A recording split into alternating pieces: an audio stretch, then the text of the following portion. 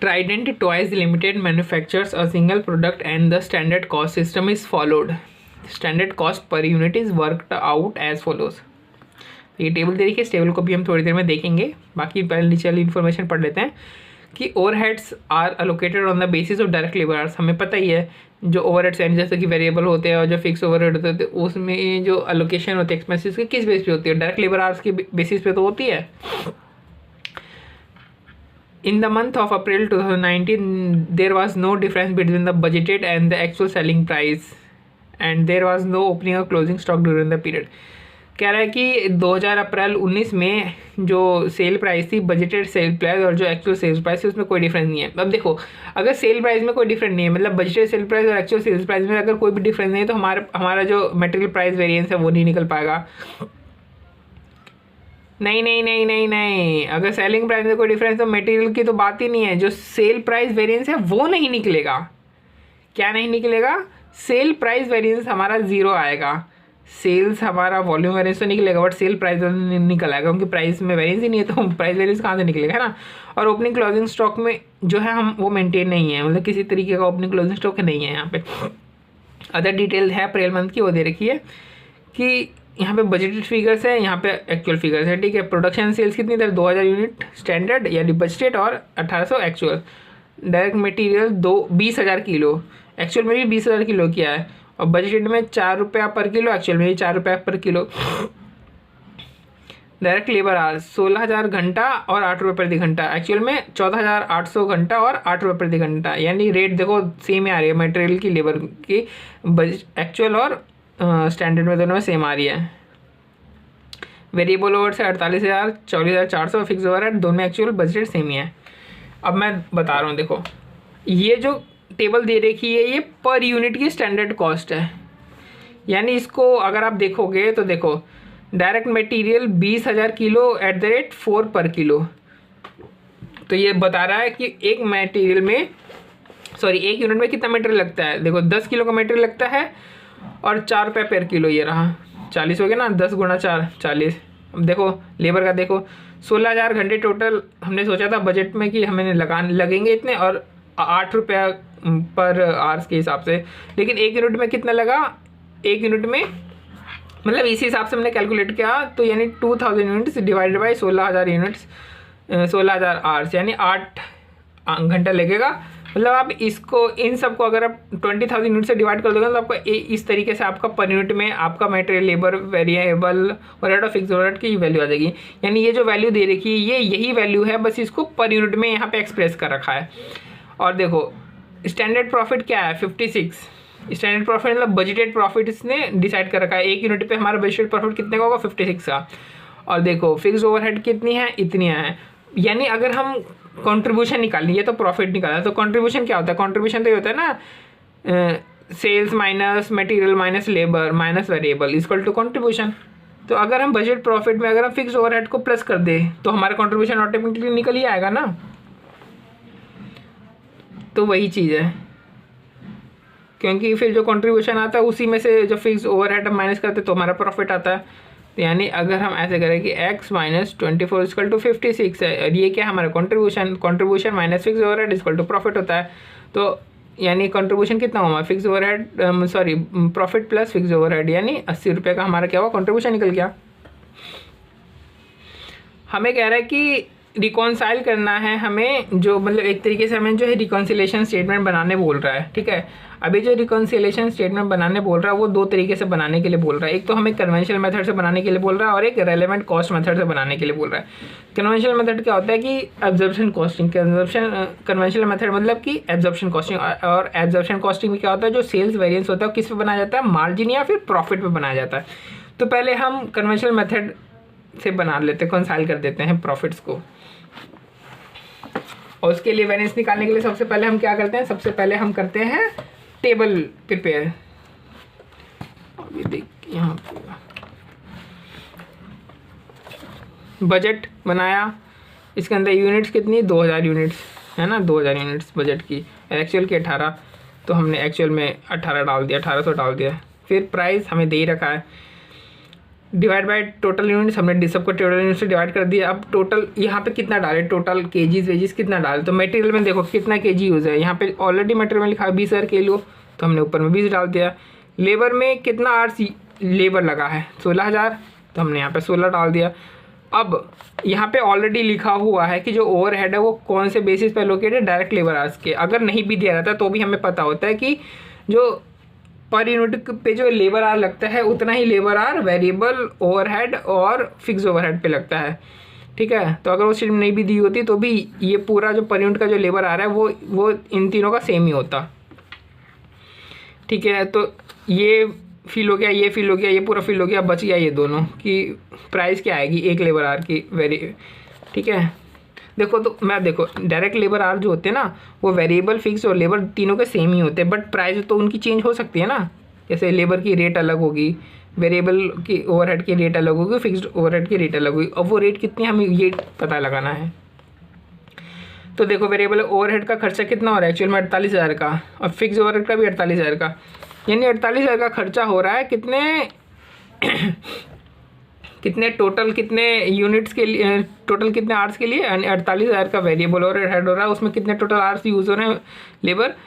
अब एक यूनिट में इतना यूज़ हो रहा है तो 2,000 यूनिट में कितना होगा, इंटू करोगे तो ये से ये कट जाएगा, सिर्फ 16,000, यानी 48,000 जो वेरिएबल ओवरहेड का जो एक्सपेंस हो रहा है वो हो रहा है सिर्फ 16,000 घंटे के लिए। तो एक 16,000 आवर्स के लिए, तो और एक आवर्स का रेट क्या हो फिर, तो 48,000 डिवाइड बाई 16 करोगे, 48,000 डिवाइड बाई 16,000 यानी 3, यानी 1 घंटे का 3 रुपये रेट हुआ।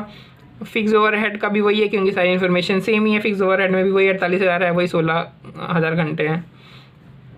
अब हम एक्चुअल में आते हैं, तो एक्चुअल में हमने यूनिट्स हमने डाल ही लिया है, प्राइस भी हमने डाल ही लिया है एक्चुअल में, ठीक है।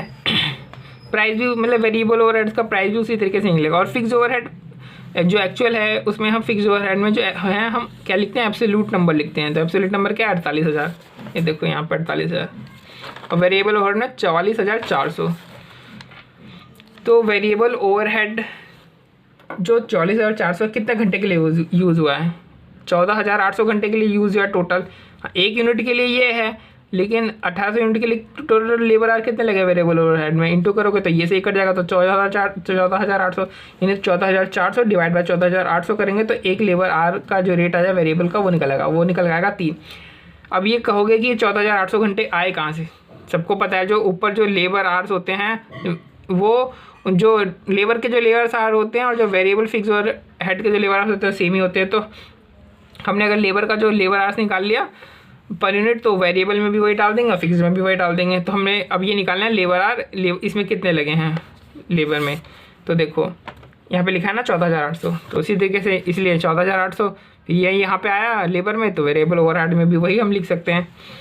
जब तक कि हमें कोई ऐसा नहीं दे रखा हो कि ये भाई पेड आवर्स इतने हैं, वर्कड आवर इतने हैं, तब तक तो हम सेम ही लिखेंगे। अगर पेड होता तो हम यहाँ पे पेड आवर लिखते, तब हम यहाँ पे नहीं लिखते, क्योंकि वेरिएबल ओवरहेड्स में जो होता है वो हम आवर्स वर्क लिखते हैं, और लेबर में होता है वो नॉर्मली हम आवर्स वर्क ही लिखते हैं, यानी नॉर्मली दोनों सेम होते हैं। लेकिन अगर पेड दे रखा था तो हम यहाँ पे नॉर्मली लेबर आवर्स लिखते हैं पेड वाले लेबर आवर्स, तो इसलिए उस समय सेम नहीं होते हैं। बट वैसे नॉर्मली आवर वर्क भी होता है, पेड अगर नहीं दिया है तो दोनों में सेम ही लेकर के चलते हैं। स्टैंडर्ड पता है, स्टैंडर्ड में actual units plus opening closing का एडजस्टमेंट। तो स्टैंडर्ड यूनिट्स हमने लिख दिया, ओपनिंग क्लोजिंग का कोई एडजस्टमेंट है नहीं, तो यानी एक्चुअल यूनिट सेम के सेम आ जाएंगे। और ये दोनों कॉलम हम यहाँ से उठा लेते हैं, ये तो हमें पता ही है, यानी स्टैंडर्ड में यूनिट्स एक्चुअल से उठाते हैं और जो बाकी जो दोनों कॉलम है प्राइस और इसका, ये दोनों हम स्टैंडर्ड या बजट से उठा लेते हैं। उसके बाद वेरिएंस हम कैलकुलेट कर ही सकते हैं सब कुछ, मतलब अपने को पता ही है कन्वेंशनल मेथड से वेरिएंस कैलकुलेट करना। कन्वेंशनल मेथड में बस हम क्या करेंगे, जो सेल्स में जो वेरिएंस कैलकुलेट करेंगे वो किस पे करेंगे, प्रॉफिट के बेसिस पे जो है वो वेरिएंस कैलकुलेट करेंगे। तो देखो हमने ये वेरिएंस कैलकुलेट कर रखा है। ये जो है ना ये सेल्स वेरिएंस, ये किसका है, ये सेल्स वेरिएंस जो हमने कैलकुलेट किया है ये as per relevant cost method के हिसाब से। देखो दूसरा पॉइंट कह रखा था कि जो आपने फिर जो बजट और प्रॉफिट एक्चुअल प्रॉफिट को जो रिकॉन्साइल करना है वो किसके मेथड का यूज़ करके करना है, रेलेवेंट कॉस्टिंग मेथड का यूज़ करके करना है। क्योंकि कन्वेंशनल मेथड का हमने सारे वेरिएंस निकाल लिया है, सारे वेरिएंसेस हमने निकाल लिया। अब हम रेलेवेंट कॉस्ट मेथड के वेरिएंसेस देख रहे हैं। रेलेवेंट कॉस्ट मेथड मतलब कि मार्जिनल कॉस्टिंग में हम किसका यूज़ करते हैं, जो हम सेल्स जो वेरिएंसेस कैलकुलेट जो सेल्स वेरिएंस हम जो कैलकुलेट करते हैं वो कंट्रीब्यूशन के बेसिस पे करते हैं रेलेवेंट कॉस्ट मेथड में। बस यही डिफरेंस होता है कन्वर्शन मेथड और रेलेवेंट कॉस्ट मेथड में, या फिर एब्जॉर्प्शन कॉस्टिंग और मार्जिनल कॉस्टिंग में। अब देखो यहाँ पे स्केर्सिटी दिखा रखी है मटेरियल्स की, लेबर्स की, ठीक है।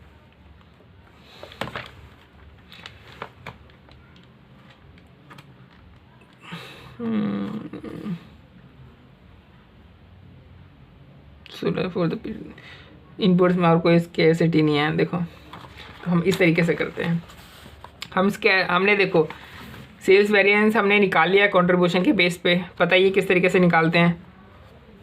कंट्रीब्यूशन हमने 80 ऑलरेडी यहाँ पे कैलकुलेट किया था, 56 + 24, तो कंट्रीब्यूशन हमारा 80, तो हमने सेल्स प्राइस निकाल ली रिवर्स कैलकुलेशन करके, है ना। उसके बाद हम एक्चुअल पे गए, एक्चुअल में भी हमने कंट्रीब्यूशन निकाल लिया सेल्स और एक्चुअल में जितने भी आ रहे हैं वो।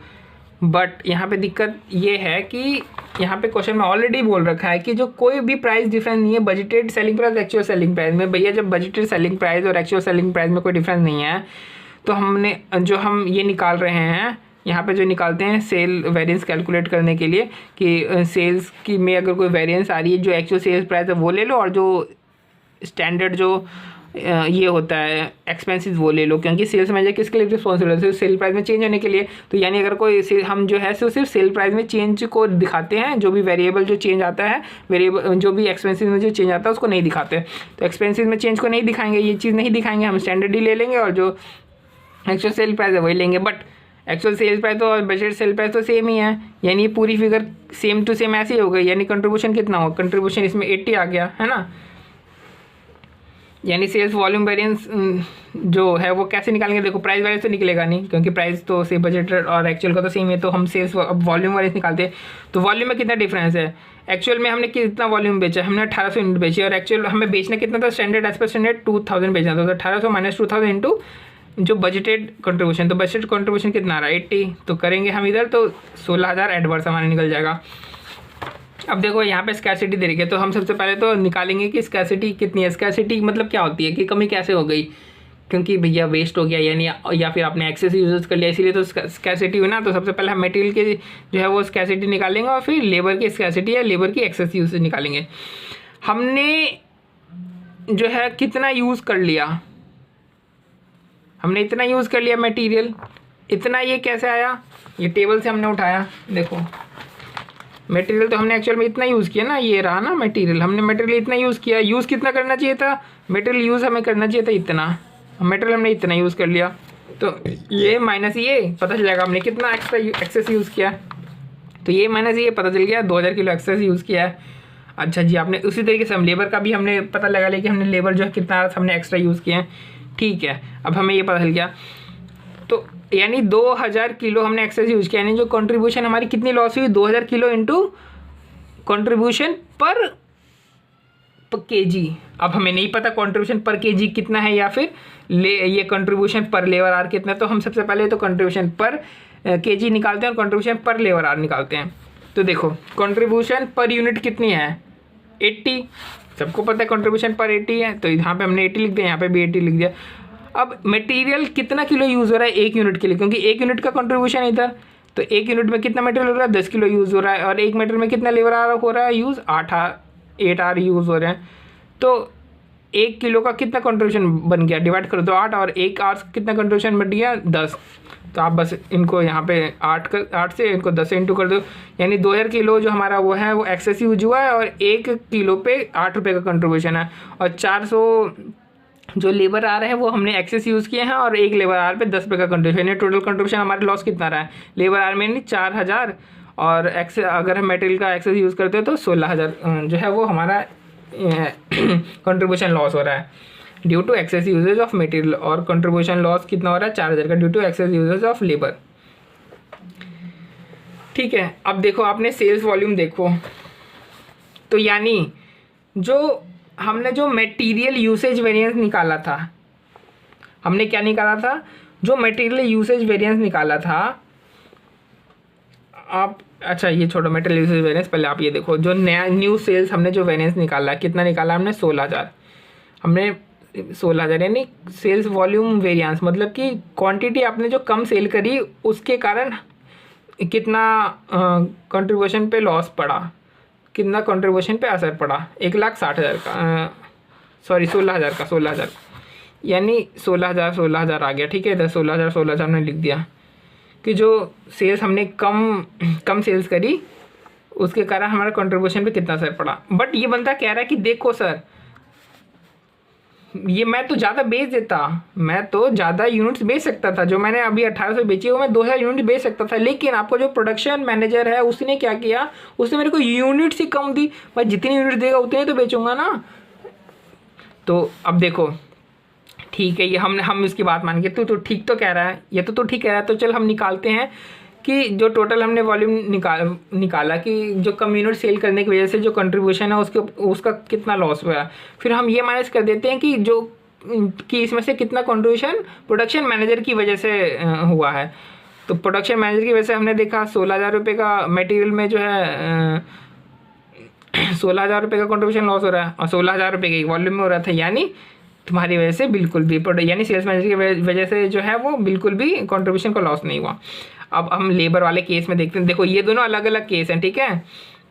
एक बार हम ये मान के चलते हैं कि मटेरियल में अगर हो गया, तो फिर दूसरी बार में ये मान करके चलते हैं केस 2 में कि लेबर में वेरिएंस हुआ है, एक्सेस यूसेज हुआ है।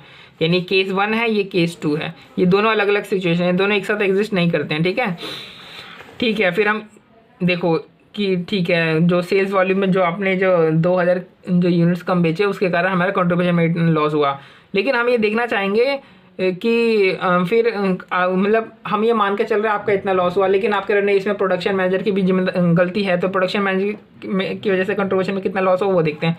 तो देखो यहाँ पे कंट्रीब्यूशन लॉस दिखा रहा है 4,000, यानी 4,000 रुपये का जो कंट्रीब्यूशन लॉस हुआ है वो प्रोडक्शन मैनेजर की वजह से, यानी 16,000 जो आप मेरे को कह रहे हो कि आपने हमें 16,000 का कंट्रीब्यूशन हमारा लॉस करा दिया क्योंकि आपने कम यूनिट बेची। अरे कम यूनिट्स मैंने इसलिए बेची ना क्योंकि प्रोडक्शन मैनेजर ने मुझे कम यूनिट्स प्रोवाइड कराई है, ठीक है। यानी जो 16,000 रुपये का जो कंट्रीब्यूशन लॉस हुआ है सिर्फ मेरा नहीं है, इसके अंदर जो प्रोडक्शन मैनेजर है उसकी भी जिम्मेदारी है। तो प्रोडक्शन मैनेजर की जिम्मेदारी हमने निकाली, प्रोडक्शन मैनेजर के कारण कितना लॉस हो रहा है, 4,000 रुपये का कंट्रीब्यूशन का लॉस हुआ है। तो हमने 4,000, ये इधर फेवरेबल है, ये एडवर्स नहीं है, ये फेवरेबल है। यानी जो कंट्रीब्यूशन जो लॉस हो रहा है एक्सेस यूसेज के कारण वो हो रहा है 4,000 का।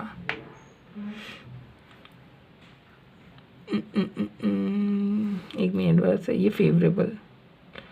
हाँ, तो इसको लेस कर देंगे, 16,000 में से लेस कर देंगे कि आप मान रहे थे 16,000 मेरी गलती की वजह हुआ है, बट इसमें से आपको पता चल गया कि अब तो 4,000 जो प्रोडक्शन मैनेजर की वजह से गलती हुआ है। तो नेट मेरे से कितने का गलती लॉस हुआ कंट्रीब्यूशन, यानी जो नेट कंट्रीब्यूशन जो सेल्स मैनेजर की वजह से लॉस हुआ है वो कितना है, 12,000 रुपये का, ठीक है।